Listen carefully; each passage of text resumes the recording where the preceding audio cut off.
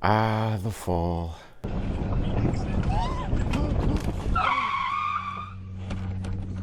You alright? The perfect season for looking your best. It's also a great season to wear fragrances that are inviting. So sit back and chill out, because I'm about to share with you my top 10 designer fragrances that'll have you smelling like a hug by a warm fire.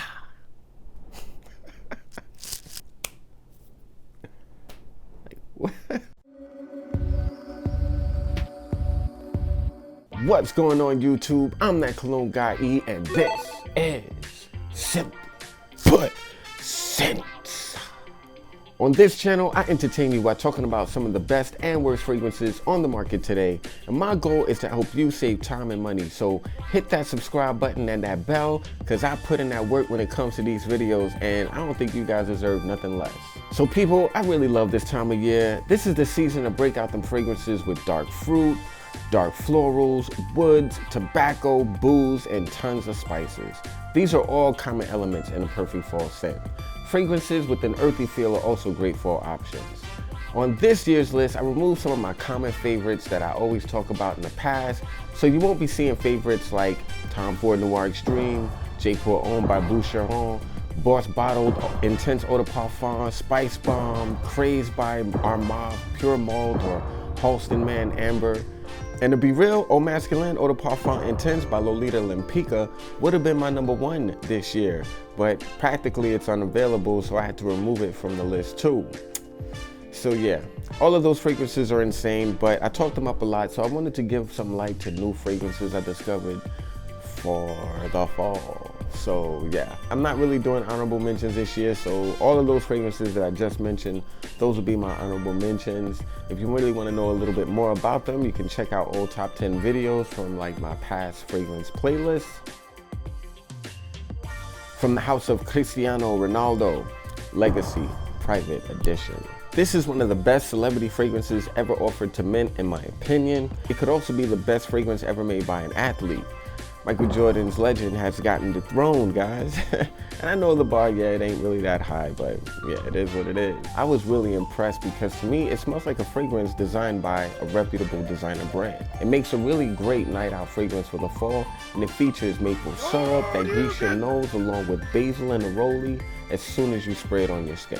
It comes across a little sweet, a little green, a little thick, but it quickly turns into a dark, musky, burnt vanilla with a lot of woods in the dry down. It's not overly mature, but I could definitely see a mature guy wearing this fragrance for playful moments in the evening. You know, it smells like something Mugler could have made, to be honest with you. And I would describe this fragrance as the best athlete's fragrance. Ambrox by Zara. Now, Zara came out with 3 synthetic molecule-based fragrances, getting in on that recent trend eccentric molecules made popular. And what trend am I talking about? Well, the trend where brands are making fragrances using stripped-down synthetic molecules for layering or for wearing solo. When I smelled Zara's take on this idea, one of the 3 fragrances stood out to me, and I picked it up immediately, along with the other 2. And guess what Ambrox by Zara smells like? Le Labo's Another 13.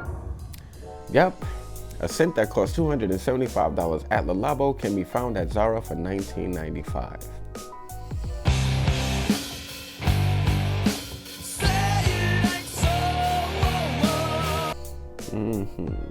Bottles have all of a sudden conspicuously been gone from the Zara site. But you can find it in some store locations, and you can definitely find it on eBay. The main difference between the 2 fragrances, Le Labo's alcohol is way better, but the experiences are really, really close. Like the sneaky strength, that musky Ambrox combo, it's all there, but for $250 less.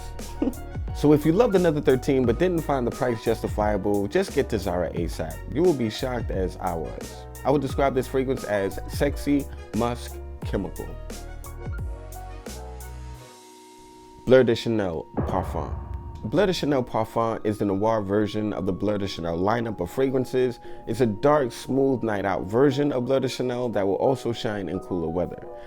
It's a lot less fresh, but it's also the richest of the trio of Bleu de Chanel fragrances, and it's my favorite Bleu de Chanel. And even though it's a lot more powdery than I'd prefer, I don't really mind it that much because it has a lot of character compared to previous versions of Bleu de Chanel. A lot of the times, powdery fragrances comes across like a fragrance for like Barbara Walters, you know, way too feminine and mature, but Bleu de Chanel Parfum doesn't really come across like that at all. And I also like the fact that this fragrance performs really well, even though the projection is kind of average, and I don't mind that either. And I feel like it's a really good, safe option for the fall. I would describe this fragrance as dark, powdery, mainstream. Obsessed Intense by Calvin Klein. Now this, guys, is my favorite Calvin Klein scent by a mile for the moment. And of course, I appreciate fragrances like Eternity, Obsession, and CK1. But, you know, in terms of fragrances from Calvin Klein that I would want to wear today, there's no other fragrance that I would probably put on my skin before this one.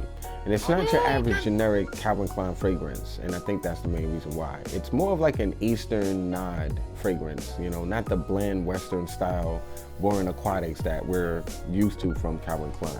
This fragrance is like a fruitier, stripped down version of Black Afghano by Nasamato. And clearly, obviously, the Nasamato version is better, but I really like this version's use of woods and spices and aroma chemicals. I feel like it's impressive for what it is. And also it's a lot less inexpensive than the $135 plus fragrances within its category. This is a great option for people who like dark, mysterious fragrances. If you like the smell of Black Afghano but prefer to save that for more special occasions and you want a more everyday version, I would consider Obsessed Intense. I would describe this fragrance as fruity, balmy, amber. By the Fireplace by Margiela. To me, this is the new era's fall in a bottle by a designer brand. It's really, really sophisticated, gourmand. It's a great fragrance that you can wear casually too. It almost comes across niche, and I feel like the price point is pretty decent. It's conceptual, and I feel like it executes that concept really, really well. And it almost kind of reminds me of something Tom Ford would make in terms of the style, but don't get me wrong, it's definitely Margiela. It's like a continuation of what they did with Jazz Club. But the booziness of Jazz Club is replaced with this dark nuttiness, which gives off the impression of smoke. You know, and the airing out that smoke is like pink pepper and clove, and it dries down to like more of a balmy vanilla. It's kind of like that Christmas song, you know, like chestnuts roasting on an open fire. You know, like Margiela hits that moment perfectly with By the Fireplace. It has decent longevity, average sillage, and I feel like that's cool because it's not really overbearing, but it lasts, you know, for a decent amount of time. Just wear this, guys, on a date and thank me later. And yeah, it can get a little screechy in the start, but it's almost dusty even, but overall it gets smoother on your skin as it ages. I would describe this fragrance as smoky, nutty, comforting. Bentley for Men, Absolute. Now yeah, this fragrance kind of like defied the rules. Because yeah, I've mentioned this fragrance a few times in videos in the past, but I'm really not ready to remove it from this list because it's not a popular scent, really, and it's my favorite fragrance from a car company. And I think in terms of composition and blend, this fragrance could easily be the best fragrance a car company has ever made. It smells a lot like the legendary Gucci Pour Homme. Michel Almirac remade this legendary fragrance for Bentley since it was killed off by Gucci, and according to him, it's an improvement. It does come across a lot more modern, I have to admit. It's filled with frankincense, amber, oud, sandalwood, and cedar. The opening sets you up for all the woods to follow by distracting you with pink pepper and ginger. Those notes really add air to the composition, so you don't really feel weighed down by the scent. It's a really beautiful, dry, woody fragrance with a lot of incense. And if you're a fan of woody fragrances, I would definitely say you have to consider this remake. Nuit de Sea, Pulse of the Night, and Nuit de Sea, Noir Argent by Issey Miyake. Yep, guys, I have a tie here. Issey Miyake fragrances are back on my list, and now we have a twofer. I'm really feeling them both. They are both from the Nuit line of Issey Miyake, but Noir Argent is fruitier, spicier, more aromatic, and livelier, while maintaining a dark style with myrrh and labdanum, leather, and patchouli.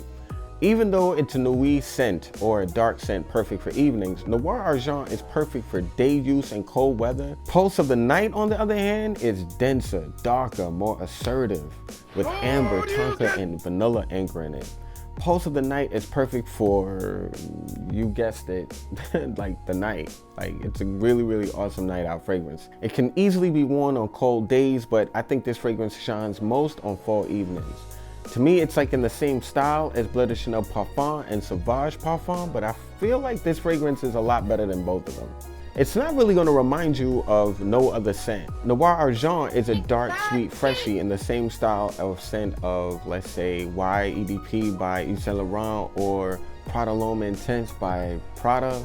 But I gotta be real with you again, guys. Out of those three, I really gotta say Noir Argent is my favorite. Yeah, Issey Miyake is really, really flying under the radar with that Nuit line. It's off the chain, baby. Now I'm shocked these two fragrances aren't being mentioned a lot more than they are. Of the two, Noir Argent is better suited for people who prefer well done, easy to like, versatile scents. And I think Pulse of the Night is better suited for people who want a more unique experience in a designer presentation. These could easily be perfect day and night signature scents for cooler weather. I would describe Noir Argent as clean, spicy, fresh, and Pulse of the Night I describe as thick, resinous, creamy. Bottega Veneta pour Homme Parfum. Now this fragrance was a revelation to me when I first smelled it. A dark green leather scent that can be worn at work? Really? Like many Veneta fragrances, you get something masculine, classic leaning, and always light. Veneta, I think, tests the limits of designer perfumery for men, but they do so with scents that are more of a whisper than a scream. This parfum version of the original Pour Homme is no exception, dudes. You get like 4 hours and that's it. Sometimes 5, but it doesn't last that much, but what you smell like is success when you wear this fragrance. It's perfect for business or business casual attire. It will never fill up the space or be disruptive at work, but it makes a masculine, rugged statement.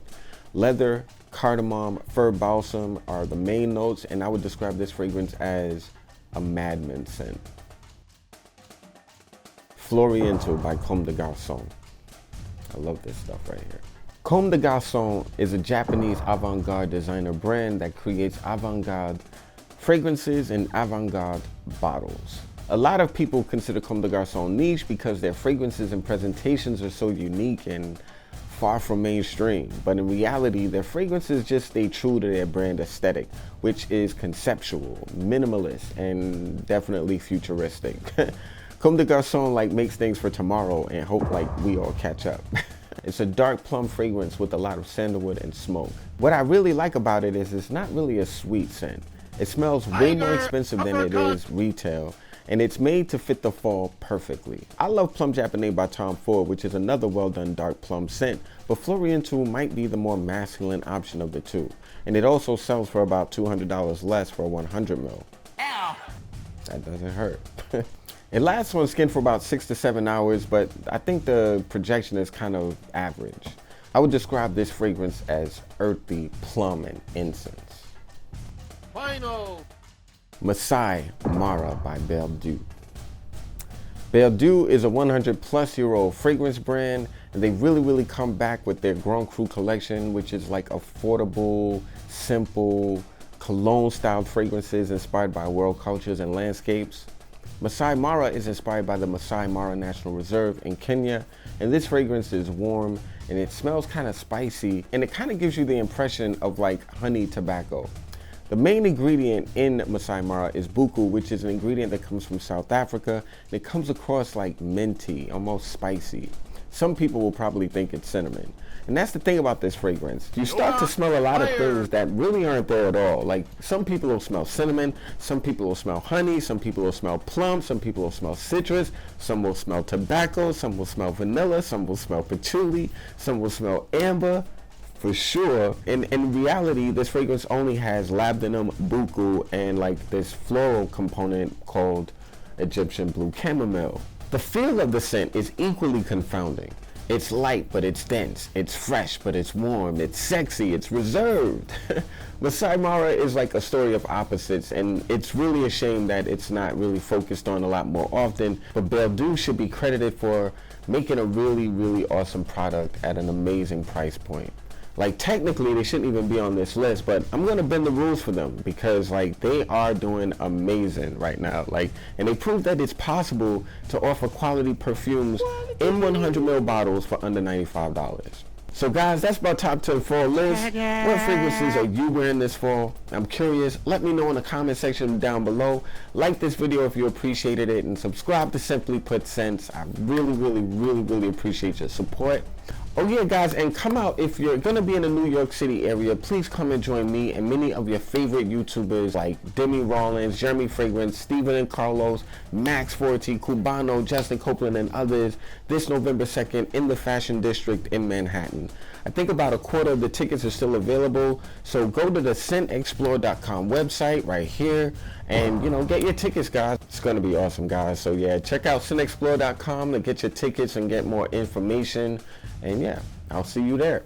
So guys, that's all. I'm E, and this is Simply Put Scents. And I'm Simply O-U-T. Peace. And you know what else?